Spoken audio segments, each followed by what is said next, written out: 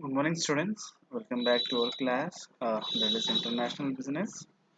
Today, we are going to talk on two topics, that is TRIPS and TRIMS of international business. So first, we'll start with TRIPS. TRIMS. Then we'll go with TRIPS. What do you mean by TRIPS? In the last class, we discussed about World Trade, WTO, World Trade Organizations. What are the features? What are the features, structure, benefits, and major issues. Today we are going to discuss about trends. So the Duncan's proposal is also concerned with trade related investment measures to remove the various controls which were imposed on the inflow of foreign capital into the third world countries. It helps the MNCs because they would be treated as national companies, and with the help of TRIMS, the discrimination between the foreign capital and the domestic capital may be removed. It will be equally treated as domestic capital. See, what we discussed, what do you mean by GATT, what is WTO, it is going to remove the barriers and it is going to work on the functions that the foreign countries can also get the domestic expenditures and can work for the long term. Now, the agreement on trade related investment measures TRIMS recognize that certain investment measures can restrict and distort trade. It states that WTO members may not apply any measure that discriminates against foreign policies, products that leads to quantitative restrictions, both of which violate public, WTO principles. Then the main objective. See here what it want to say that the TRIM is nothing but it is recognized under certain investment measures that is going to have some restrictions and resort on trade, and it says that WTO members may not apply any measure that discriminates against the foreign products that leads to the quantitative restrictions. So how? See, the main objective of the TRIM is to ensure fair treatment of investment in all member countries. Whatever the investment is being taken place in the among the member countries, it should be fair treatment, should have to work fairly. Then, as per the TRIMS agreement, members are required to notify the WTO Council for trade in goods of their existing TRIMS that are inconsistent with the agreement. So these are the two terms. If you see here, TRIMS, this is China and this is USA. There is a related chain between these two countries, and as a result, it is working for the long term. Next, TRIMS. What do you mean by TRIMS? See, the agreement of the TRIMS of the WTO is based on the belief that there is a strong connection between trade and investment. Restrictive measures on investments are trade distorting. Several restrictive measures on disinvestment are prohibiting trade and hence are not allowable. According to the TRIMS provisions, countries should not adopt the investment measures which restrict and distort trade. Now, according to the TRIMS, the general features are it focuses on two articles that are identified in a previous case under the GATT. One is Article 3, that is nothing but the national treatment, then Article 11, quantitative restrictions. So it is concerned that with a discriminatory treatment of both imported and exported products, it is not regulate the issue of entry and treatment of foreign investment as such.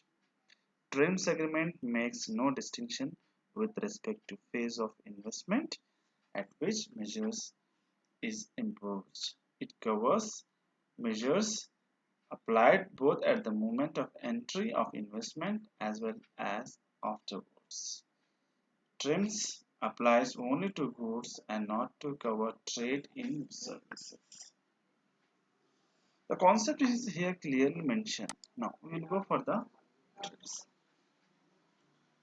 Then TRIPS are nothing but trade related intellectual property rights. There are having three agreements are there with that TRIPS. So for this, what is that? It includes, we'll have a look. A TRIP covers most of the forms of intellectual property, including copyright, patents, geographical indications, trademark, industry design, trade secrets, and exclusive right over new plant varieties. And it came into existence on 1st Jan 1995. Yes, this is the main concern on that. The TRIPS agreement play a critical role in facilitating trade in knowledge and creativity, in resolving trade disputes over intellectual property, and is assuring WTO members the latitude to achieve their domestic objectives. These are intellectual property rights. Then TRIPS are nothing but trade-related aspects of intellectual property rights. Is an international agreement administered by the WTO, negotiated at the end of the Uruguay MTN round of GATT, introduce IPR laws into international trading system, requires member states to provide strong IPR protection, contains requirements that nations' IPR laws must meet, details of enforcement measures, remedies, and dispute resolution procedures. See, overall here is nothing but to build up a good relationship between among the member countries and to reduce the trades and tariffs and to protect the protection of the patents, copyright, design, trademarks, trade secrets, and not should be exclusive of these things. So these are the countries where they are having a intellectual among the peoples. Then agreement on trade related aspects of intellectual property rights. It was negotiated at the end of Uruguay round of GATT in 1994. Already we have read that. Then what we are he's saying, it is saying that it contains requirements that includes that nations law must meet for copyright rights, patents, trademarks, secrets, design, structure, uh, place. It should be lawful. Then it introduced intellectual property law into the international trade system for the first time. The trade itself is a term, that means a system where the intellectual property law came into the existence in the international trade system. Prior to it, intellectual property rights was enforced by other agreements like treaties, etc., unrelated to GATT nor WTO. Even many advocates of trade liberalization also regarded TRIPS as bad policy. Then, what is the commerce? That means the business and the commerce of the TRIPS includes production of patents, as we have already discussed in the last class, copyrights, design, trademarks, trade secrets. These are the things where we have to be focused. Then, dumping. Dumping is the term used in the context of international trade. It is when a country or a company exports a product at a price that is lower in the foreign importing market than the price in the exports or exporters domestic market. So what is happening? Dumping means selling a product on a price which is less than the current market price and or at price less than the production cost. Harburler has given definition of dumping as the sale of goods abroad at a price which is lower than the selling price of the same goods at the same time in the same circumstances at home, taking account of difference in transport cost. So different types of dumpings are there, like sporadic dumping, predatory dumping, reverse dumping, etc. Now, dumping is an international trade term used when a country or a company exports a product at a price on the import market than that is lower than the price on the domestic market of the exporter. Dumping typically involves a product's significant export volumes. And if you see here the wastage. Next, Excess supplies are destroyed. For example, one example of the dumping is nothing but the farm. That means Asian farmers dump small chickens into the sea. Another method is to have the express excess supply demand in a foreign market where the product is normally not sold. It involves sale of goods in overseas markets at a price lower than the home market price. Then forms of dumping. As we are discussing this, what are the types of dumping? First one is like sporadic dumping. See, in this, what is happening? That means we are having three. In such a situation, the producer sells the unsold stock at low price in the foreign market without reducing the domestic price. That is the sporadic dumping. Coming to the predatory dumping is the temporary sale of goods or commodity at below cost or at a lower price abroad in order to drive the foreign producers out of business, out which prices are raised abroad to take advantage of the newly acquired monopoly power.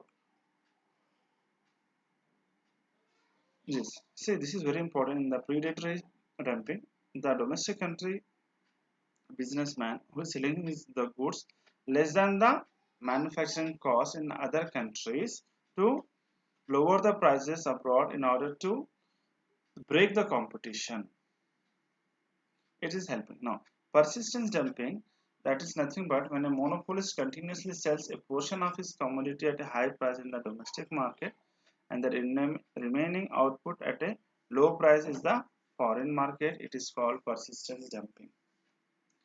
Now, apart from that, effect on exporting countries. See, reverse dumping.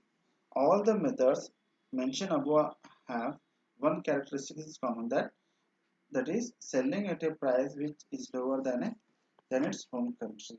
So the reverse tactics of it is known as reverse dumping. The objectives of dumping are to enter the foreign market, to sell surplus production, and to develop trade relation.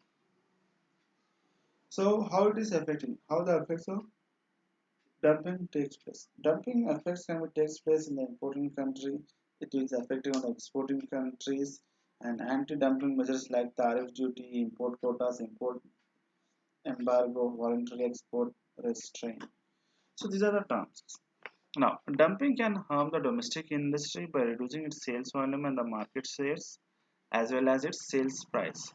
This is turn can return or result in decline in probability, job losses, and the worst case in the domestic industry going out of business.